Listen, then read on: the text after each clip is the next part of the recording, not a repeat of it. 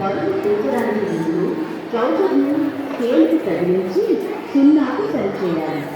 బిడ్డ అసలు వయసు ఖచ్చితంగా తెలుసుకోవాలి. బిడ్డ ఒంటి పైన స్వెటర్లు, టోపీలు వంటివి లేకుండా తేలికపాటి బట్టలు ఉండేలా చూసుకోవాలి. కాళ్ళకి బూట్లు, చెప్పులు, సాక్సులు వంటివి లేకుండా చూసుకోవాలి. బిడ్డను నెమ్మదిగా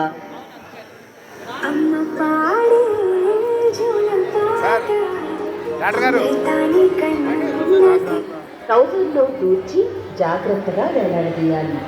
బిడ్డను ట్రౌజర్లో వేసి కుక్కకు వేలాడదీయాలి.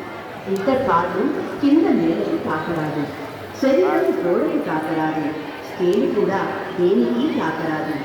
చంటి పిల్లలను జోడిలా చేసిన శుభ్రమైన బట్టలో పడుకోబెట్టి వేలాడదీయాలి.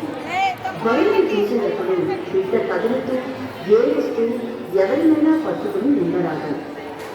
స్కేలులో ముందు కదలకుండా ఉన్నప్పుడే బరువును తీసుకోవాలి. బరువును రాసుకునేటప్పుడు స్కేలుకి ఎదురుగా ఉండి చేయాలి. పక్కన నుంచి చూసి తీసుకోరాదు. సాల్ట్ స్కేల్ పైన బరువును తీసేటప్పుడు కొలతల్లో 100 గ్రాముల దాకా కాస్త అటు ఇటు తేడా వచ్చే అవకాశం ఉంటుంది. కావున నిర్ధారించుకోవడానికి మళ్ళీ ఒకసారి చూడాలి.